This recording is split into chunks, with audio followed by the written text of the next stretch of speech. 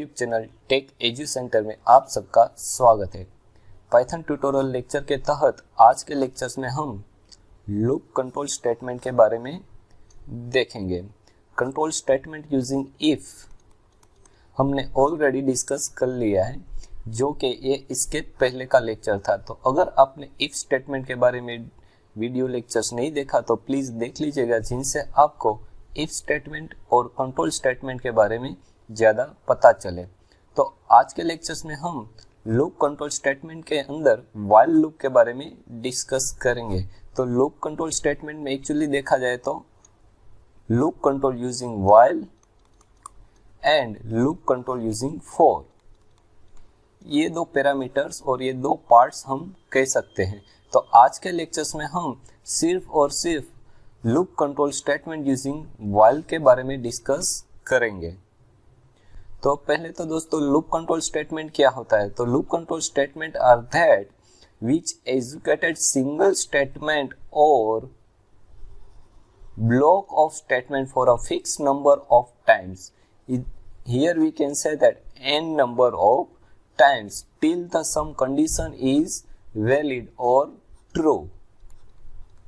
Once the condition is invalid, the execution is stop. मतलब दोस्तों हमें बहुत बार ऐसे प्रोग्रामिंग में ऐसा भी होता है कि हमें एक ना एक कंडीशन बेस पे कुछ स्टेटमेंट और ब्लॉक ऑफ द स्टेटमेंट हमें एग्जीक्यूट करना होता है, जब तक कि वो कंडीशन सही हो। जैसे ही वो कंडीशन आपकी इनवैलिड हो जाए और फॉल्स हो जाए तो आपका वो एग्जीक्यूशन स्टॉप कर देना होता है। तो ऐसी सिचुएशन में हम लूप कंट्रोल स्टेटमेंट यूज कर सकते हैं। दोस्तों पाइथन प्रोग्रामिंग या कोई भी प्रोग्रामिंग हो, लूप कंट्रोल स्टेटमेंट का हम अक्सर यूज किया करते हैं। तो आज का लेक्चर प्लीज आप एकदम कंसंट्रेशन के साथ देखिएगा, क्योंकि कोई ना कोई प्रोग्राम हो, हर प्रोग्राम में लूप कंट्रोल स्टेटमेंट हमेशा यूज कहीं ना कहीं तो होता ही है।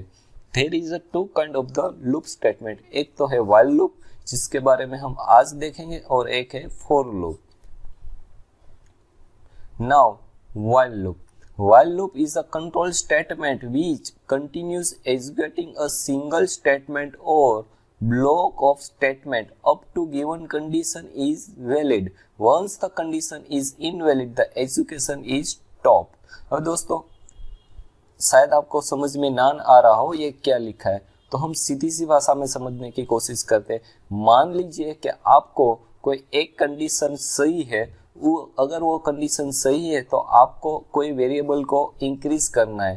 वापस आप कोई कंडीशन चेक कर रहे हो, वापस आप कंडीशन चेक करोगे, अभी भी वो कंडीशन सही है तो आप वापस वेरिएबल को इंक्रीज कर रहे हो। तो ऐसा आप कब तक करना चाहते हो? जब तक कि आपकी कंडीशन ट्रू हो। तो उसके लिए हम व्हाइल लूप यूज कर सकते हैं।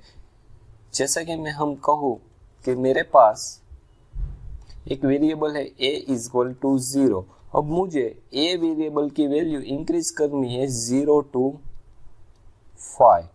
तो मैं क्या करूँगा, यहाँ पे व्हाइल लूप यूज करूँगा, यहाँ पे मैं a इज लेस देन और इक्वल टू 5, ठीक है, ऐसा मैं कर देता हूँ, लेस देन और इक्वल टू 5। और पाइथन की बात करें तो लेस देन और इक्वल टू 5 हम ऐसा यहाँ पे कर देते। तो अब क्या होगा, जब तक a की वैल्यू हम इंक्रीज करते रहेंगे, a is equal to a plus 1।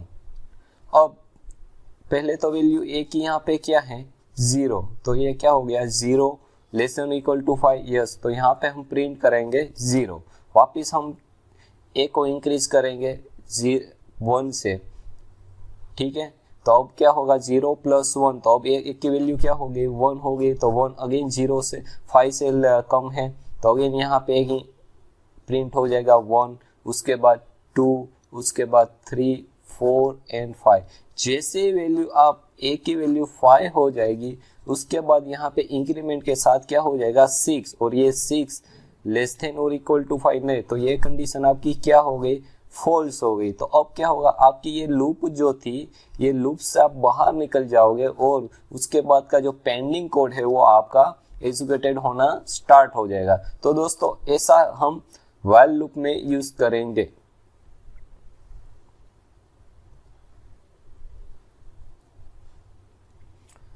अब there is a three parts of the looping. First one is the initialization, condition and increment और decrement. दोस्तों ये थ्री पार्ट्स कोई भी लूप कंट्रोल स्टेटमेंट के लिए बहुत ही इंपॉर्टेंट होते हैं। आप ये थ्री स्टेटमेंट के बिना अगर लूप कंट्रोल यूज करेंगे तो आपको कहीं ना कहीं एरर मिल जाएगी। तो दोस्तों ये थ्री पार्ट क्या है इसको हम जानने की कोशिश करते हैं। जैसे कि मैंने पहले प्रोग्राम में बताया आपको a इक्वल टू मैं 5 ले रहा हूँ, तो यहाँ पे मैं क्या कर रहा हूँ, जिस वैल्यू की मैं वैल्यू इंक्रीज करना चाहता हूँ जिस वेरिएबल की, उसको मैंने इनिशियलाइजेशन कर दिया कि इसकी वैल्यू अभी क्या है 0 में रख लेता हूँ। ठीक है, जो प्रोग्राम लिया था वही हम लेते हैं। तो ये मैंने क्या किया, इनिशियलाइजेशन।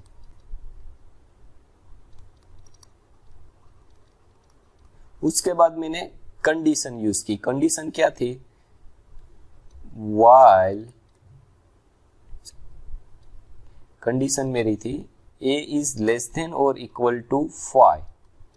ठीक है, उसके बाद कंडीशन मैंने दे दी। उसके बाद मुझे प्रिंट करवाना था उसकी वैल्यू, तो उसकी वैल्यू प्रिंट a। उसके बाद a को मुझे इंक्रीमेंट मतलब कि जो वैल्यू है उसको मुझे इंक्रीमेंट भी करवानी है, तो a is equal to plus और इक्वल टू 1।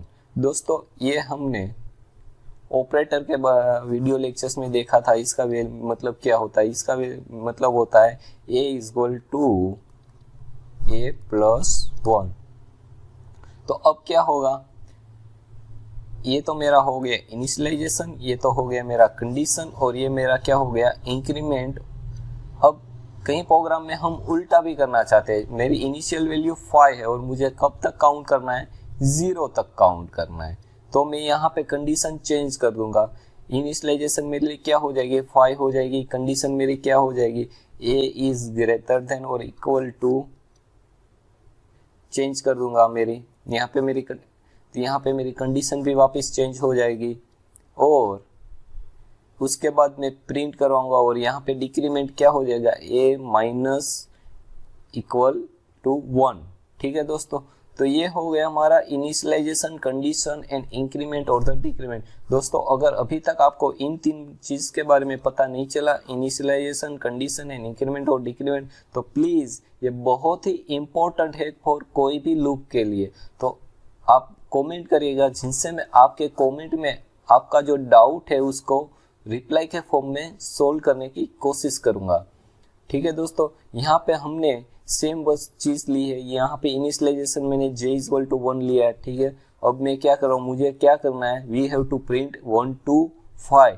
तो मैंने इनिशियली मेरी वैल्यू क्या थी j की 1, तो मैंने वो इनिशियलाइजेशन कर दिया। उसके बाद कंडीशन मैंने ली कि हाँ j मेरा 5 या 5 से कम तक हो तब तक मुझे इंक्रीमेंट j को करवाना है। जैसे ये मेरी j की वैल्यू 6 हो जाएगी, ये कंडीशन मेरी फॉल्स हो जाएगी और मैं यहाँ से बाहर निकल जाऊंगा और उसके बाद का जो पेंडिंग कोड मेरा बचा होगा वो एग्जीक्यूटेड होना स्टार्ट हो जाएगा। सिमिलरली यहाँ पे मैंने जस्ट उससे उल्टा लिया है, we have to print from 5 to 1। तो यहाँ पे इनिशियलाइजेशन मैंने वैल्यू क्या कर दी, 5 ले ली।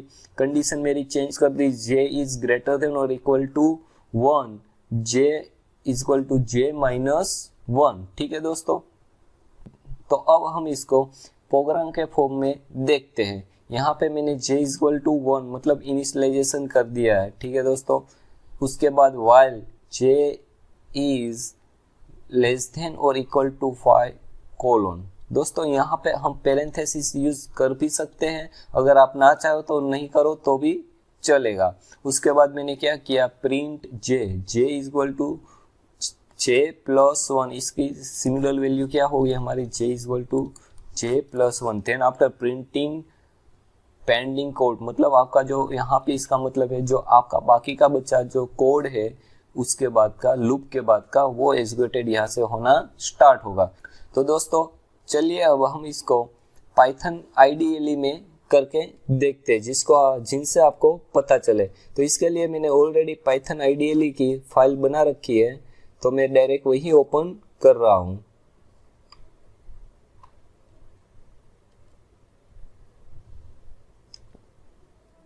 j equal to 1, okay, while loop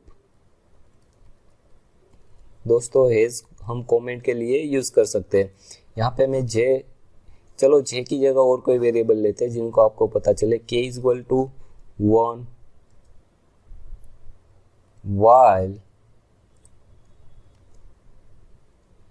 k is less than or equal to 5। दोस्तों इंडेंट करना कभी मत भूलिएगा। Print k। अब क्या करना होगा, हमें इंक्रीमेंट करना होगा क्योंकि इनिशियल हमारा क्या है k 1, तो k is equal to plus equal to 1।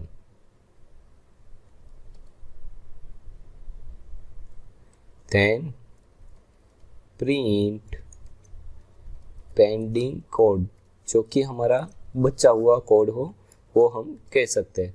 तो अब इसको रन करने के लिए पहले हम क्या करेंगे, सेव देन रन मॉड्यूल। तो दोस्तों देखिए यहाँ पे 1 2 3 4 5 आपका प्रिंट हो गया, और यह पेंडिंग कोड मतलब हमारा जो एजुकेटेड कोड था, हमारा जो पेंडिंग कोड होता है वो के बारे में बता रहा है। अब यहाँ पे मैं 5 से 1 प्रिंट करना चाहता हूँ, तो मैं इनिशियलाइज क्या कर देता हूँ 5। कंडीशन मेरी अब क्या हो जाएगी, k इज ग्रेटर देन और इक्वल टू 1, और यहाँ पे क्या हो जाएगा माइनस और इक्वल टू 1। ठीक है, तो वापिस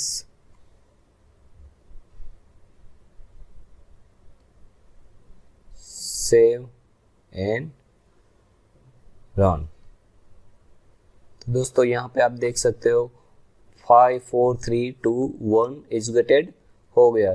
तो दोस्तों ये हो गया हमारा व्हाइल लूप। आपको मैं एक असाइनमेंट के फॉर्म में दे रहा हूँ, आपको print the table of 3। Table of 3 क्या होता है, 3 1 3 3 2 6 9 12 15 18 21 24 27 और 30, मतलब ये वैल्यू आपको आउटपुट में प्रिंट करवानी है। और उसके बाद आपको एक और है, print the value from 10 to 1, मतलब 10 9 8 7 6 5 4 2 3 1। आपको दो ये आउटपुट प्रिंट करवाने हैं। दोस्तों असाइनमेंट ऑलवेज करिएगा, जिनसे आपका कॉन्फिडेंस बढ़ेगा। तो अब नेक्स्ट देखते हैं व्हाइल लूप विथ एल्स। हमने इफ एल्स स्टेटमेंट देखा है, अब यहाँ पे हम while loop with else statement देखते हैं। तो इसकी सिंटेक्स की बात करें तो while condition then after statement 1 और block of the statement then after else statement 2 और ब्लॉक ऑफ द स्टेटमेंट। दोस्तों अब यहाँ पे आप देख सकते हो पहले कंडीशन चेक होगी, अगर आपकी कंडीशन सही है तो क्या होगा, ये वाली स्टेटमेंट 1 और block of the statement educated होगा। वापिस वो कंडीशन चेक करेगा, वापिस ये स्टेटमेंट एजुकेट होगा। जैसे ही आपकी ये कंडीशन फॉल्स हो जाएगी तो उसके बाद जो आपका एल्स का जो स्टेटमेंट है स्टेटमेंट 2 वो एजुकेटेड होगा। मतलब आपका एल्स का जो स्टेटमेंट है वो एजुकेटेड होना ही होना है, चाहे कि आपकी व्हाइल की जो कंडीशन वो ट्रू हो या फॉल्स हो। मतलब जब तक ट्रू है तब तक तो ये लूप चलती रहेगी। जैसे ये कंडीशन आपकी फॉल्स हो जाएगी then after the statement of the else will be the educated. ठीक है दोस्तों, तो यहाँ पे एक हमने एग्जांपल ले रखा है j is equal to 1। Initialization हमने j की वैल्यू क्या कर दी 1, while j is less than और इक्वल टू 4, मतलब j आपका 4 या 4 से कम है तब तक आपको क्या करनी है, j की वैल्यू प्रिंट करवानी है। उसके बाद हम क्या कर रहे हैं, j इज इक्वल टू +1, तो j को हम 1 से इंक्रीमेंट कर रहे हैं। तो अब यहाँ पे क्या होगा 1 2 3 और 4, जैसे 4 होगा उसके बाद यहाँ पे क्या हो गया 5, तो यहाँ पे 5 इज लेस देन और इक्वल टू 4, तो ये कंडीशन क्या हो गई आपकी फॉल्स हो गई। तो उसके बाद जो एल्स का स्टेटमेंट है print, while condition is fails, वो एजुकेटेड होगी और उसके बाद आपका पेंडिंग कोड एजुकेटेड होना स्टार्ट हो जाएगा। तो दोस्तों चलिए हम वापस एक बार देख लेते हैं कैसे यहाँ पे होगा। फर्स्ट ऑफ ऑल while की कंडीशन आपकी चेक होगी, अगर ये ट्रू है तो ही ये आपका स्टेटमेंट 1 और block of the statement educated होगा। उसके बाद वापस आपकी while कंडीशन चेक होगी, वापस ट्रू है तो ये एजुकेटेड होगा। जब तक कि आपकी कंडीशन ये फॉल्स नहीं होती तब तक आपका स्टेटमेंट 1 एजुकेटेड होना कंटिन्यू रहेगा। जैसे ही आपकी while कंडीशन फॉल्स हो जाएगी आपका एल स्टेटमेंट 2 एजुकेटेड होगा। अब मान लीजिए ऐसा भी हो सकता है कि पहले ही ट्राई में मतलब आपकी पहले से ही while की कंडीशन फॉल्स है तो ये वाला पार्ट एजुकेटेड नहीं होगा और उसकी जगह क्या हो जाएगा, स्टेटमेंट 2 एजुकेटेड हो जाएगा। तो हम ऐसा भी कह सकते हैं कि loop with while loop with else में आपका एल्स का जो पार्ट है वो एजुकेटेड होगा ही होगा। तो यहाँ पे हम ये भी देख लेते हैं, चलो यहाँ पे मैं j इक्वल टू इनिशियलाइजेशन ही 5 कर देता हूँ तो क्या होगा 5। तो ये कंडीशन आपकी ट्रू है नहीं है फॉल्स है तो क्या हो जाएगा, डायरेक्टली आपका while कंडीशन वाला जो है एल्स वाला जो स्टेटमेंट है print while condition fails will be the educated and you get the print while condition is fails. ठीक है दोस्तों, तो चलिए इसको हम प्रैक्टिकल करके देखते हैं जिनसे आपको ज्यादा पता चले।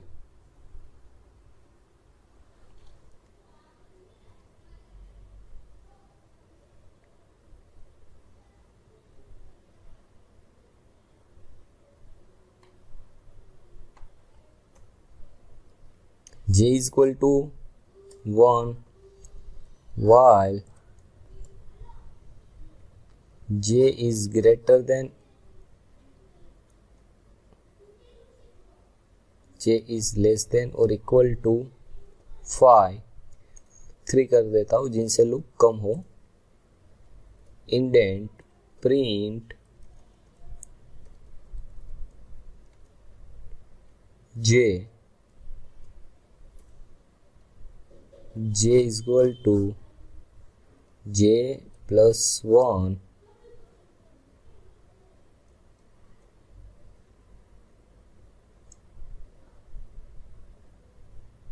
उसके बाद else indent print while condition is false। बाद प्रिंट पेंडिंग कोड। तो दोस्तों यहाँ पे क्या होगा, j इक्वल टू 1 पहले इनिशियलाइजेशन हमने कर दिया है तो चेक करेगा j 3 से छोटा है कि हाँ छोटा है तो क्या हो जाएगा, यहाँ पे आपका 1 प्रिंट हो जाएगा। उसके बाद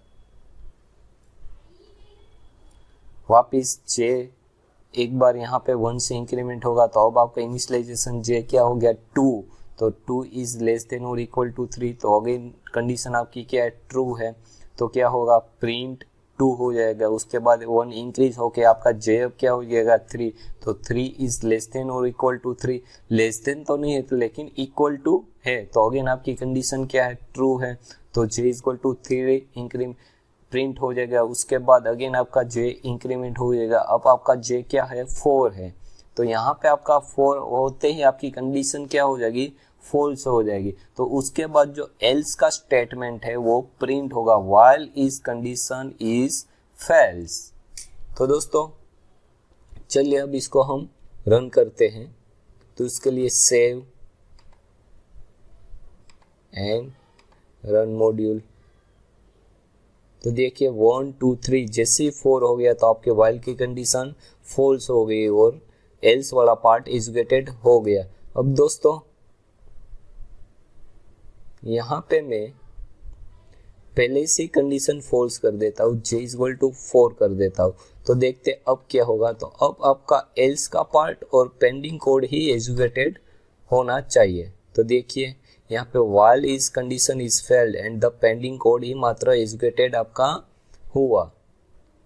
तो दोस्तों ये तो था आपका while स्टेटमेंट यूजिंग else और while loop with else। Next infinite while loop.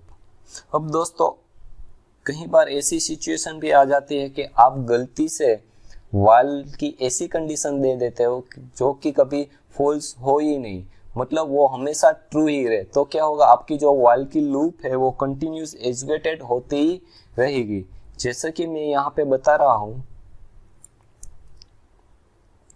while true, तो यहाँ पे मैंने कंडीशन ही आपकी क्या कर दी, ट्रू, मतलब ये ऑलवेज ट्रू ही है, कभी फॉल्स होगी नहीं। तो क्या होगा, स्टेटमेंट और ब्लॉक ऑफ द स्टेटमेंट आपका एग्जीक्यूटेड होगा, उसके बाद वापस ये चेक करेगा अगेन ट्रू है, वापस ये एग्जीक्यूटेड होगा। तो इनफाइनाइट टाइम चलते रहेगा जब तक कि आपकी सिस्टम क्रैश ना हो जाए और आपने जो कोड आपने कोई एप्लीकेशन में यूज किया है तो वो एप्लीकेशन आपकी क्रैश ना हो जाए, तब तक ये प्रोग्राम आपका एग्जीक्यूटेड होता रहेगा।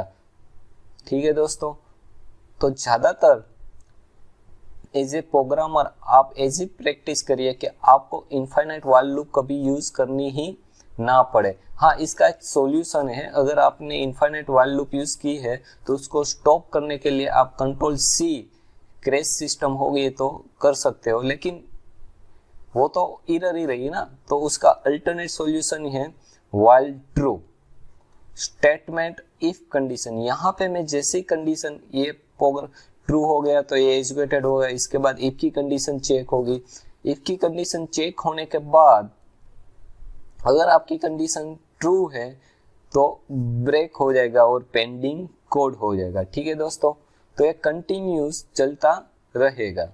तो यहाँ पे मैंने इसके लिए एक एग्जांपल ले रखा है, a is equal to 0 while true है, अगर ट्रू है तो क्या हो गया, a इज इक्वल टू 1, मतलब a आपका इंक्रीमेंट हो जाएगा और प्रिंट आपका a हो जाएगा। ठीक है, उसके बाद if a is equal to 4, तो ये कब तक इंक्रीमेंट होगा, जब तक आपका a 4 या 4 से छोटा नहीं रहेगा। जैसे ही आपकी कंडीशन फॉल्स हो जाएगी तो system will be the break, sorry system तो नहीं लेकिन आपका एजुकेशन while लूप का education will be the break and the आपका पेंडिंग कोड स्टार्ट हो जाएगा। तो चलिए दोस्तों, इसको भी हम एक एग्जांपल करके देख लेते हैं।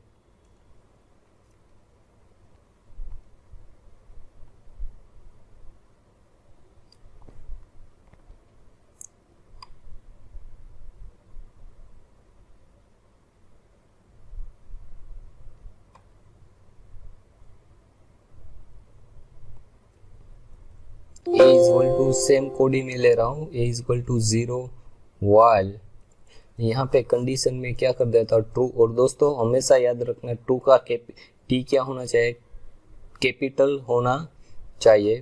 Print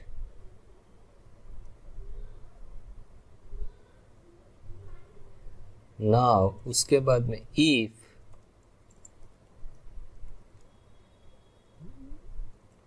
a is equal to 4, यहाँ पे j नहीं आएगा, a वेरिएबल रहेगा क्योंकि हमने इनिशियलाइजेशन में a वेरिएबल लिया है। और ये एल्स वाला पार्ट में निकाल देता हूँ।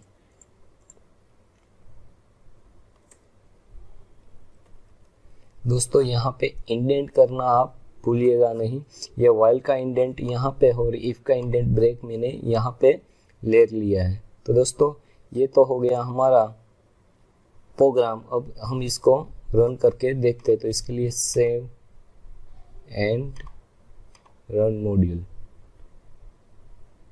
तो देखिए 0 1 2 3, उसके बाद आपका क्या हो गया पेंडिंग, क्योंकि 4 और 4 इक्वल हो गई तो आपकी कंडीशन क्या हो गई, ट्रू हो गई और वहां से आपका ब्रेक हो गया। अब देखते हैं यहाँ पे मैं इफ और ब्रेक निकाल देता हूँ तो क्या होता है। तो ये पेंडिंग कोड वाला जो पार्ट है वो आपका रेस्ट ऑफ द कोड है, वो कभी एग्जीक्यूटेड नहीं होगा और ये लूप यहाँ से ही घूमती रहेगी। चलिए हम इसको रन करके देखते हैं। तो आपकी सिस्टम क्रैश हो जाएगी। देखिए कंटिन्यूस चलता ही रहा। ठीक है दोस्तों, तो ये लूप कभी खत्म ही नहीं होगी। अब इसको स्टॉप करने के लिए हम कंट्रोल C यूज कर सकते हैं। तो दोस्तों ये तो हो गया इनफाइनाइट व्हाइल लूप। अब आगे देखते हैं हम नेस्टेड व्हाइल स्टेटमेंट। हमने इफ व्हाइल स्टेटमेंट देख लिया है, वैसे ही यहाँ पे नेस्टेड व्हाइल स्टेटमेंट है। यहाँ पे व्हाइल कंडीशन 1 मतलब ये कंडीशन आपकी ट्रू है तो स्टेटमेंट और ब्लॉक ऑफ द कोड यहाँ पे एग्जीक्यूटेड होगा। उसके बाद व्हाइल कंडीशन 2 अगर ट्रू है तो ये आपका एग्जीक्यूटेड होगा। अब ये स्टेटमेंट दोस्तों आप यहाँ पे भी लिख सकते हो और यहाँ पे भी लिख सकते हो, आपकी जैसे मर्जी। मैंने यहाँ पे जस्ट दिखाने के लिए आपको बता रखा है। तो यहाँ पे मैंने एक एग्जांपल ले लिया है, j is equal to 1 while j is less than और इक्वल टू 2। ठीक है, तो j को मैंने इनिशियलाइजेशन क्या वेरिएबल की वैल्यू दे रखी है 1। उसके बाद में j लूप j मतलब j को प्रिंट करवा रहा हूँ, उसके बाद में j को इंक्रीमेंट कर रहा हूँ। उसके बाद मैंने while के अंदर ही वापस एक दूसरी नेस्टेड while स्टेटमेंट यूज किया, k is equal to 0 while k is less than और इक्वल टू 2। तो प्रिंट k लूप k, यहाँ पे k की वैल्यू मैंने प्रिंट करवा ली है। जैसे ही ये कंडीशन आपकी फॉल्स हो जाएगी तो आपका पेंडिंग कोड एग्जीक्यूटेड हो जाएगा। तो दोस्तों चलिए इसको हम देखते हैं।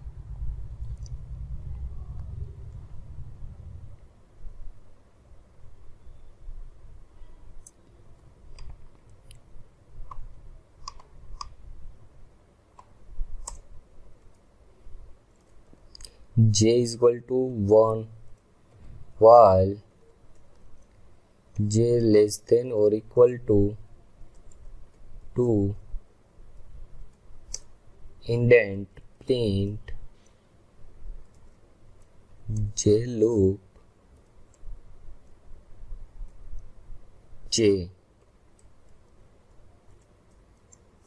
उसके बाद j को मैं क्या कर रहा हूँ, इंक्रीमेंट करवा रहा हूँ बाय 1। देन मैं दूसरी लूप नेस्टेड लूप स्टार्ट कर रहा हूँ केस वेरिएबल से, while k लेस देन और equal to 2 print k loop